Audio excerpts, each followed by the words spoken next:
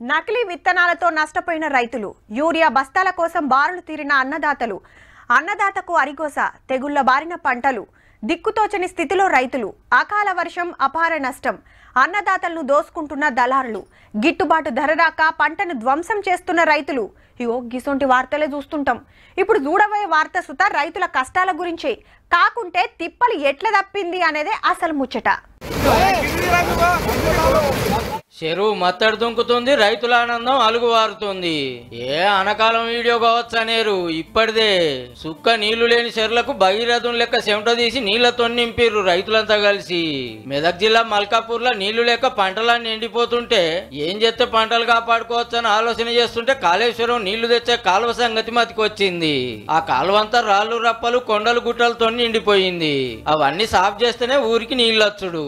మళ్ళా తక్కువ దూరం లేదు, కిలోమీటర్ 2 కిలోమీటర్లో కాదు, ఏం తక్కువ 9 కిలోమీటర్ల పొడుగుతో రాళ్లు రప్పలతోనే ఉన్నది కాల్వ. హీగేముంది, ఆఫీసర్లు లీడర్ల చుట్టూ తిరుక్కుంటుంటే పనులు కావని నపరిన్ని పైసలు వేసుకొని జేసీబీలు అందించిర్రు కాల్వలకు. ఆ గుట్టలను ఎట్లా దవ్వుతున్నారో. ఒక 9 కిలోమీటర్ల దూరంలో నిలిచిపోయిన కాలువను మార్గ మధ్యంలో బండరాలను, పెద్ద పెద్ద గుట్టలు అవి ఉండే.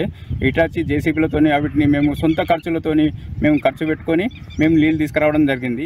ఏందక్కు 20 రోజులు చెమట తీస్తే కాలువ నుంచి ఇట్లా నీళ్లు వచ్చినాయి ఊరి చెర్లకు. ఇక పూజలు చేసినాక పంటలకు నీళ్లు వారించుకుంటుర్రు. ఎంత ఖర్చు వచ్చిందో గానీ ఎవరో వస్తారని చూడకుండా పంటలు కాపాడుకుంటానికి రైతులే నీళ్లు తెచ్చుకుర్రు అన్నట్టు. ఇక వీళ్ళని చూసి పక్కూరోళ్ళు సుతి ఇదే ఇకమత్ చేస్తుర్రట. అలాగే మా పక్కన ఉన్న గుండెడిపల్లి వాళ్ళు కూడా సొంత ఖర్చులతో వాళ్ళు నీళ్లు తీసుకోవడానికి సిద్ధమయ్యారు. ఈ ముచ్చటి ఇట్లుంటే అటు నిజామాబాద్ జిల్లా సిర్పూర్ రైతులది ఇంకో కథ. మంచిప్ప రిజర్వాయర్ ముంగడ పడక పంటలకు నీళ్లు అందని పరిస్థితి. కాళేశ్వరం 21 ఫేజ్ కింద పనులు చేస్తామన్నారు గానీ అటే పోయింది. టన్నెల్ పనులు బుత్తంత చేసి కొద్ది దూరం కాలువలు తవ్వి ఇడిచిపెట్టిర్రు.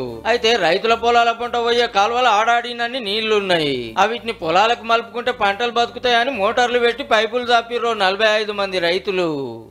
జలాలు మొత్తం నాశనం అయిపోయినాయి. దాని కావున పక్కనే పోతున్నాయి కాబట్టి మోటార్ బిగించేసి పైప్ లైన్ వేసి 1,00,000 ఖర్చు అయింది. దానివల్ల మాకు వాటర్ రావడం జరుగుతుంది. 3 కిలోమీటర్ల దాకా పైపులు దాపిన వాళ్ళు చూస్తున్నారట. పంటలు పండిస్తానికి వాళ్ళేమో అట్లా చెమట తీస్తే వీళ్ళేమో ఇట్లా. అట్లానే అందరు వీళ్ళ లెక్కనే ఎవలకాళ్ళు ఉపాయాలు చేసుకుంటారు అనుకోకుండా జర సర్కారు చూత ఆలోచన చేస్తే మంచిగుంటది.